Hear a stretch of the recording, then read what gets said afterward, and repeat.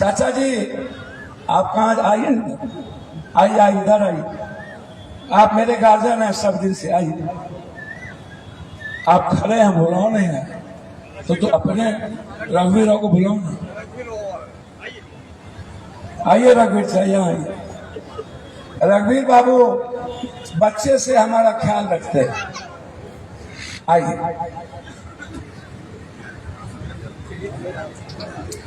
मैं अपने साथियों को जो यहाँ हर ब्लॉक से आए हैं, कटिहार के अध्यक्ष भी, कटिहार के साथी भी, हर ब्लॉक के साथी भी, अलग जिले से भी कुछ साथी आए। सलाम। मैं अपने सभी गार्जियन को एक विश्वास दिलाता हूँ, ये जिंदगी आपकी है,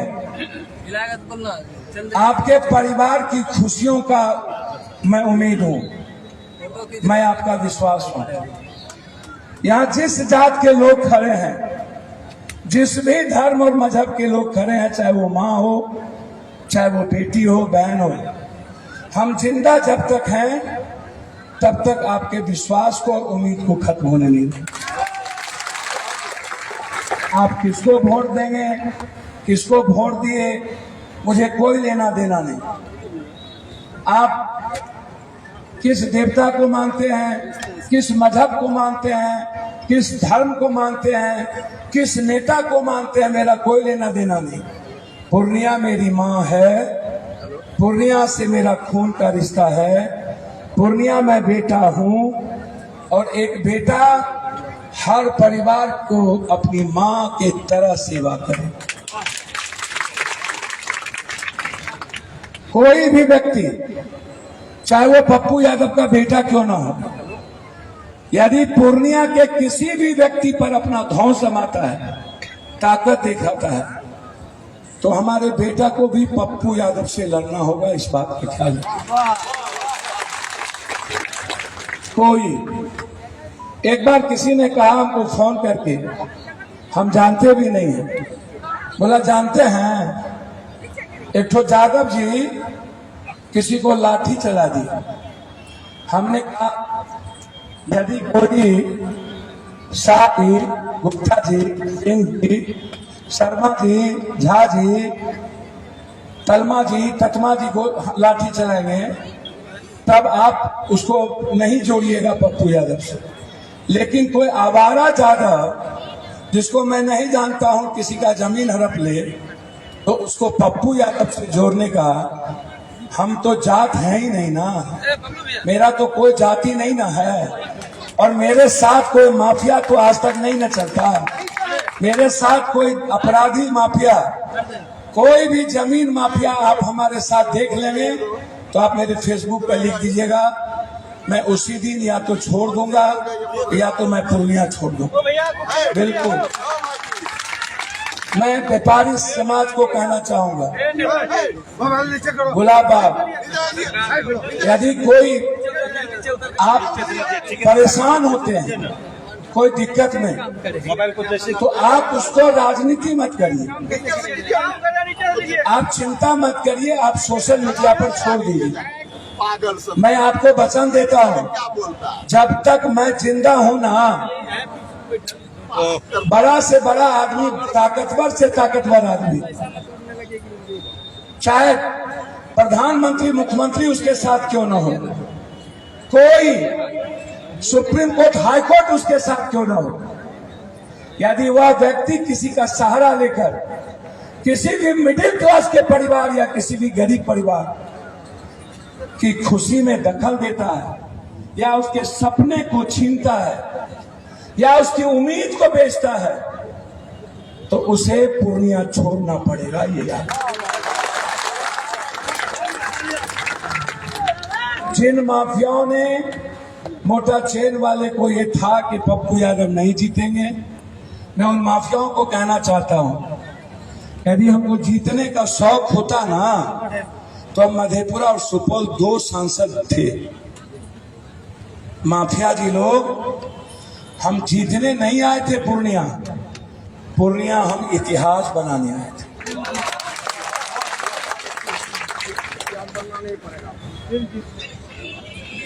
पूर्णिया हम जीतने नहीं आए थे, पूर्णिया से हम देश का दिल जीतने आए थे। पूर्णिया हम कुर्सी के लिए नहीं आए थे, हम पूर्णिया के दिल से पूरे भारत के दिल में बसना चाहते थे। हर परिवार, हर जाति, धर्म, हम इस देश में जब पप्पू यादव आया, जब हिंदुस्तान के 2024 के चुनाव की बात आएगी तो पहला नाम पप्पू यादव का होगा कि एक चुनाव था जो 24 पूर्णिया ने लड़ा था। जब जब 24 चुनाव की बात आएगी तब तब पूर्णिया की जनता का नाम सब निकलेगा। ये चुनाव नहीं था, ये चुनाव पूरे देश के नेताओं को, जो जात धर्म मजहब पर लड़ते हैं, जो नफरत पर लड़ते हैं, जो बैकवर्ड फॉरवर्ड पे लड़ते हैं, जो दूसरे जाति को गाली दे के लड़ते हैं, जो हिंदू मुसलमान पे लड़ते हैं, यह चुनाव उसके लिए सीख है। चुनाव सिर्फ सेवा, मदद और मोहब्बत और संघर्ष से हो सकती है, नफरत से नहीं। तुम जितना नफरत करते हो उतना सेवा करो ना। तुम जितना दूसरे जाति को गाली देते हो तुम उतना उसकी जिंदगी की मदद करो ना। गाली देने की जरूरत नहीं पड़ेगी, उससे प्यार कीजिए ना। नफरत में इंसान मर जाता है और प्यार में इंसान जिंदा हो जाता है। करो ना। मैं जानता था कि हम जीत जाएंगे, लेकिन पप्पू यादव को अपने पूर्णिया पर भरोसा था। पूरी दुनिया एक तरफ हो जाएगी, अपने बेटे को पूर्णिया अलग नहीं था। और मैं दिल से कहता हूं, पूर्णिया के लोगों ने, गरीबों ने, आदिवासी भाइयों ने, दलितों ने, छोटे व्यवसायियों ने, चाहे वो ऊंची जात के भूमिहार समाज के लोग हों, चाहे ब्राह्मण समाज के लोग हों, चाहे राजपूत समाज के लोग, चाहे मंडल हो, चाहे कुशवाहा समाज के लोग। और मैं सबसे ज्यादा इस पूर्णिया में यदि किसी ने माहौल बनाया कि पप्पू यादव की जीत होके रहेगी तो मुसलमान और आदिवासियों ने मुझे गर्व है। मैं इस बात से यदि ना कहूं, मुझसे बड़ा दोगला कोई नहीं हुआ, और इसको स्वीकार करना चाहिए। यदि मैं अपने दायित्व को स्वीकार ना करूं और सच्चाई को स्वीकार ना करूं तो हमें राजनीति छोड़ देनी चाहिए।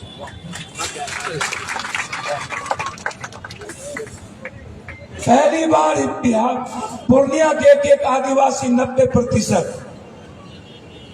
पप्पू यादव के लिए पागल थे। हर मुसलमानों के घर में दुआएं हो रही थी, हर गरीब आदमी के घर में दुआएं हो रही थी। और जब आग लगी थी फोक्सीबाग, जिसने वोट नहीं दिया वो भी मंदिर जाके कह रहे थे कि पप्पू यादव को जिता।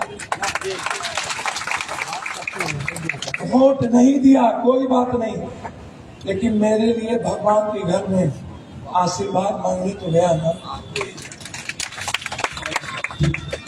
मैं कैसे भूल जाऊं, कैसे भूल जाऊं। एक बेटा अपनी माँ को पीटता है फिर भी माँ उससे मोहब्बत करती है। एक बेटा माँ की सेवा करता है, जो सेवा करता है माँ उसको 1 बीघा जमीन ज्यादा लिख देती है, लेकिन माँ जो पीटता है उसको भी माँ 1 बीघा जमीन कम देके जरूर देती है। इसीलिए मैं अपने सभी सर्व समाज के नेताओं का, साथियों का, सभी बुजुर्गों का और सभी बहनों का मैं धन्यवाद दूंगा सहनी जी को भैया अपने पूरा चुनाव कहाँ हिस्सा लीजिए। उसने पूरा चुनाव महिला समाज को एक एक जगह पूरे पूर्णिया के गली गली में महिलाओं को, और गुलाब बाग के कुछ हमारे पब्लू जिसके साथ और भी शाहजी और कुछ लोग, गुलाब बाग की हमारी एक बहन जो बहुत ज्यादा की रामदानी जी डेथ कर गई, और उनके साथ बहुत सारे लोग। तो इस चुनाव में महिलाओं ने जो मिडिल क्लास के काम किए हैं ना, मैं आपको अपना जिंदगी दे दूं तब भी कम होगा। मेरा पूरा दरवाजा, मेरी पूरी संपत्ति, मैं रहूं न रहूं मर जाऊं, मेरी जिंदगी पर आपका अधिकार है, किसी और का नहीं। मेरे शरीर के एक एक खून का कतरा आपके लिए जाएगा। मेरा परिवार पीछे होगा और आपका अधिकार ऊपर। आप जानते हैं मेरे बारे में, एक तरफ मेरे परिवार को मेरे खून की जरूरत होगी, दूसरी तरफ किसी गरीब को, तो मैं दोनों, पहले गरीब को अपना खून दूंगा तब मैं अपने परिवार को। इसीलिए यहाँ आज मैं आपको बहुत बधाई। आज पूरी दुनिया में, अमेरिका से, कनाडा से, पूरे देश के अलग अलग हिस्सों से हम चुनाव के बाद बहुत जगह गए। रायबरेली गए, अमेठी गए, सुल्तानपुर गए, प्रतापगढ़ गए, बनारस गए, चंदौली गए, गाजीपुर गए, मिर्जापुर गए, हम धनबाद गए, बोकारो गए, गिरिडीह गए, राजमहल गए, दुमका गए, गोड्डा गए। हमने कोशिश की ईमानदारी से कि राहुल गांधी जी ने जो संघर्ष और जो क्रांति लाई, मैंने बहुत लोगों को देखा, सच में इतने बड़े परिवार का बेटा इस युग में भी अपनी जिंदगी को खत्म कर भारत को बचाने का जो एक जिद दिखा, वो राहुल गांधी से ज्यादा किसी के लिए। यदि एक तरफ पप्पू, भारतीय जनता पार्टी एक तरफ जिसका नाम पप्पू है और एक तरफ गलत तरीके से नाम पप्पू बना दिया गया, इस दोनों पप्पू ने बता दिया कि हम तुमको रोक सकते हैं और तुमसे रोक दिए। ये इतिहास बना है। और आज यदि देश का संविधान, लोकतंत्र और देश की संस्कृति बचेगी, आम लोगों की आजादी होगी, तो याद रखिएगा 24 के संघर्ष में जिस इंडिया गठबंधन की भूमिका, चाहे वो अखिलेश जी हो, उद्धव ठाकरे हो, यदि एक मेरे भाई, छोटे भाई का अहंकार आज सीमांचल, कोसी, मिथिला, भागलपुर, जमुई, छपरा, गोपालगंज, सीवान, एक भी सीट नहीं, काहे एक व्यक्ति को खत्म करने के लिए। आज यदि हम 25 सीट जीत गए होते तो आज दिल्ली में ओथ लिए होते हम पहली बार। सिर्फ पप्पू यादव को खत्म करने के लिए सीमांचल, कोसी और मिथिला को समाप्त कर दिया। हम अररिया हार जाएंगे जहां 14 लाख सिर्फ हो जाती है, हम मधेपुरा हार जाएंगे, हम सुपौल हार जाएंगे, हम झंझारपुर हार जाएंगे, हम खगड़िया हार जाएंगे, हम मधुबनी हार जाएंगे, हम छपरा हार जाएंगे, हम सिवान हार जाएंगे, हम दरभंगा हार जाएंगे, हम भागलपुर और बांका हार जाएंगे, जमुई हार जाएंगे। जो 90% गरीब, दलित और पिछड़े लोग,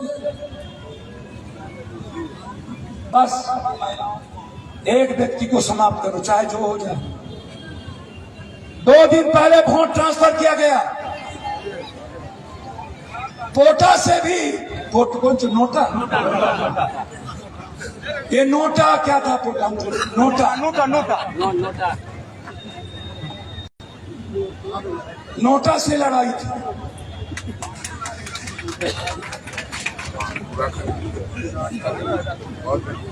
इसीलिए पूर्णिया सीमांचल कोसी को दुनिया का नंबर 1 का जो सपना है, उसकी शुरुआत आज से ही।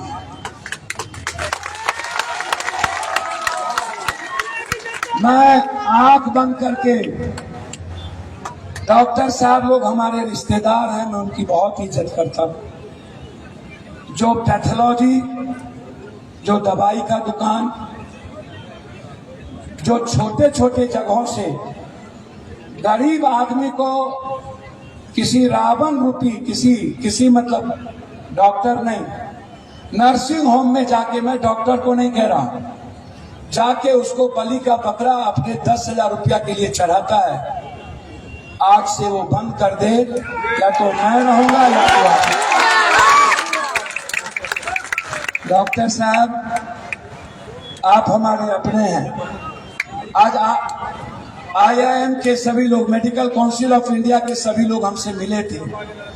मैंने उनको भरोसा दिया है, आप पूर्णिया की उम्मीद पर खड़े उठिए, पप्पू यादव डॉक्टर को भगवान की तरह पूजा करेंगे।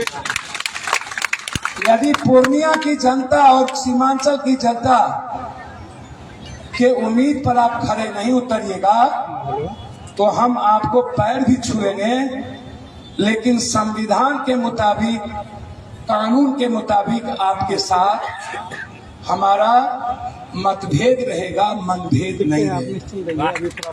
हम मतभेद करेंगे, मनभेद नहीं करेंगे। और मतभेद तो विचारों का रहता ही है ना, जरूरी नहीं है मनभेद होना। इसीलिए मैं पूर्णिया की तरक्की के लिए डॉक्टर साहब लोगों की जो भागीदारी है, उसका सम्मान करता हूं। पूर्णिया की तरक्की में कुछ भी नहीं बचा डॉक्टर के अलावा, इसलिए डॉक्टर साहब का सम्मान करता हूं। लेकिन आम आदमी समाप्त हो जाए, रात में हॉस्पिटल में, सदर अस्पताल में, वहां का सिपाही अटेंडेंट को पीटे, छेड़े, वहां के नर्स गाली दे, ये सब आज से ही बंद कर दीजिए। मैं कभी भी जा सकता हूं, मुझे सब पता है, हमको किसी से पूछना नहीं है। आज से मेरी जिम्मेदारी शुरू, जब तक पूर्णिया को न्याय नहीं मिलेगा, जब तक थाना ब्लॉक के अधिकारी जबरदस्ती मोटेशन और जबरदस्ती पैसा लेके जवाबबंदी करना बंद नहीं कीजिएगा, तो हम आपको जीने नहीं देंगे। 20,000, 40,000 बाबू के घर से मांगते हैं। आपके सर फ्री में हो गया था। मैं खुद देखूंगा मोटेशन और जमाबंदी को। हम आपको रोकने वाले नहीं हैं, लेकिन आपको गलत काम करने नहीं देंगे, ये मेरी जिम्मेदारी है। न्याय मेरी प्राथमिकता। आप के जिंदगी में कोई दखल ना दे, ये मेरी प्राथमिकता। मैं हर ब्लॉक के सीओ साहब, बीडीओ साहब से आग्रह करूंगा, यदि आप यहाँ पर आए हुए हैं सेवक नहीं बन के, कॉमन मैन नहीं बन के, आप यदि अहंकार और एरोगेंट हैं, तो अपना तबादला कर लीजिए। आपको विनम्रता देखनी पड़ेगी, वो नहीं है। हर कीमत पे, हर कीमत पे। और जो लोग बड़ी बड़ी जमीन ले लिए हैं और एक जमीन को 10 आदमी को दे करके पैसा लिए हुए हैं, हम उनसे भी कहेंगे कि 9 आदमी का पैसा लौटा दीजिए और एक आदमी को सही तरीके से जमीन दे दीजिए।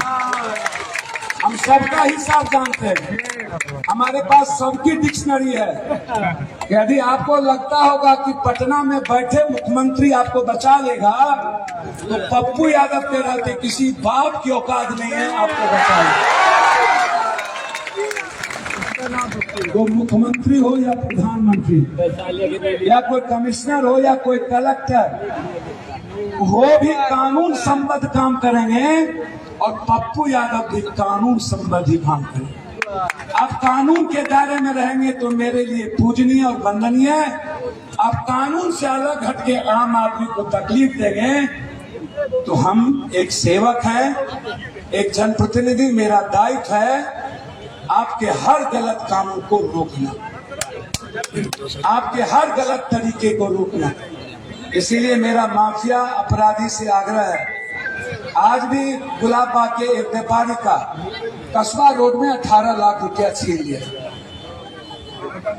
आज 2 घंटा पहले हाजदार रोड।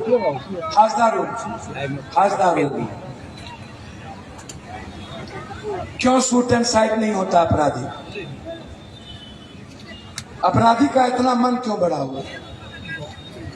जादुका जी को जमीन माफिया ने गोली मार दी, अभी तक आप पकड़ नहीं पाए। और हम दिल्ली पटना के नेताओं से भी आग्रह करेंगे, चुनाव जीतने के लिए अपराधी और माफिया को टिकट देना बंद कीजिए। ये माफिया और अपराधी को लगता है यदि कोई भी चुनाव जीतेगा तो हमको मेरा सहारा लेना पड़ेगा, इसीलिए अपने को मरल बन गए। मैं उनसे आज आग्रह करूंगा, आप भी मेरे परिवार के हिस्से में आपकी इज्जत करूंगा, आप अपना कमाइए, मुझे कोई आपत्ति नहीं। सब लोग रियल एस्टेट का काम करते हैं, मुझे कोई आपत्ति नहीं। जमीन का काम अच्छे तरीके से करते हैं, मुझे कोई आपत्ति नहीं। लेकिन यदि पैसा देकर के आप कभी किसी संस्था को खरीद लीजिए और किसी माफिया के हाथ में उसको गिरवी रख दीजिए, तो मेरे जीते जी तो आप पैसा जितना फेंकिए, हम जब तक हैं तब तक कोई ताकत उस जमीन की तरफ देख भी नहीं पाएगा जो जमीन पर आपकी गिद्ध दृष्टि है। लोग तंग हैं रेवेन्यू से, लोग तंग हैं राशन कार्ड से, बिजली से, स्मार्ट मीटर से, लोग तंग हैं सारी व्यवस्थाओं से। बिना पैसे का काम नहीं होता। मैं थाना प्रभारी महोदय लोगों से कहना चाहूंगा, आपको पोस्टिंग करता है एसपी साहब की पोस्टिंग करता है मुख्यमंत्री, कोई दिक्कत नहीं है। लेकिन मैं 30 लाख जनता का जनप्रतिनिधित्व हूं। हमारी जिंदगी दुनिया के सबसे बड़े लोकतंत्र को बचाने के लिए जनता ने अपनी उम्मीद को, अपनी जिंदगी को दांव पे लगा के हमें बनाया है। आपको किसी भी गरीब आदमी को थाना में जाए तो आपकी इज्जत, उसकी इज्जत भगवान की तरह करिए। किसी भी व्यक्ति से थाना प्रभारी लोग पैसा मत लीजिए, ये मेरा आग्रह है। यहाँ से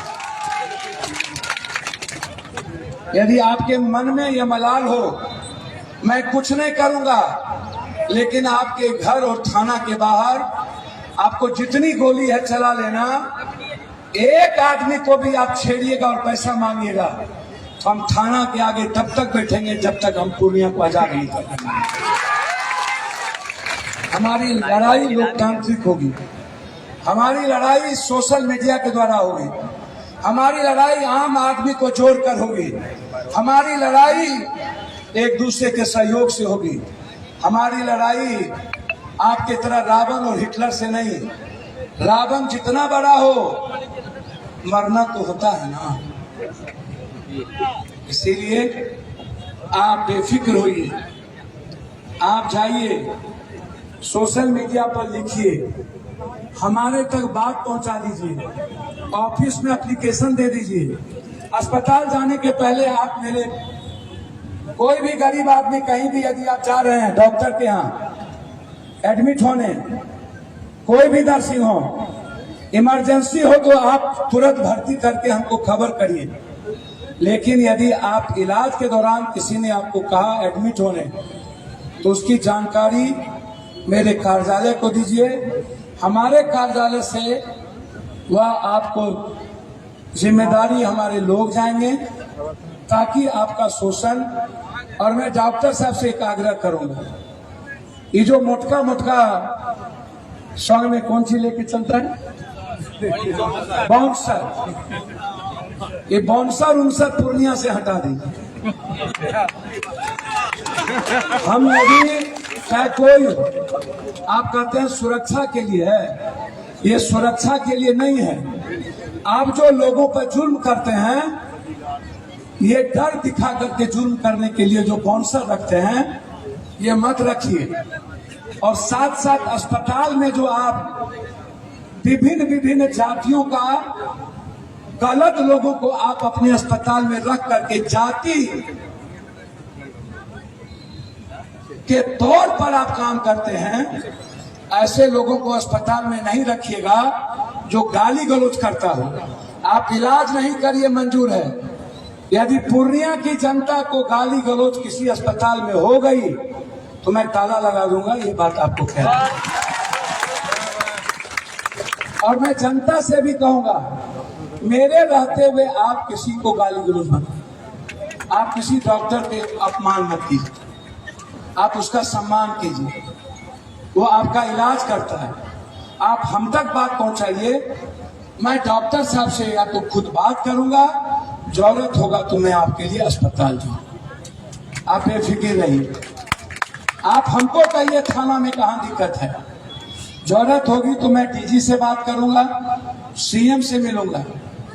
आप बेफिक्र रहिए। माफिया लोगों को लगता है कि सारा रास्ता पटना इन्हीं लोग का है। हम जिस दिन चाहेंगे ना, ये जो 10 ठो बॉन्सर और राइफल लेके चलते हो, ये हम 90 के पहले ये सब चीज बहुत देख लिए। हमको सिखाओ नहीं,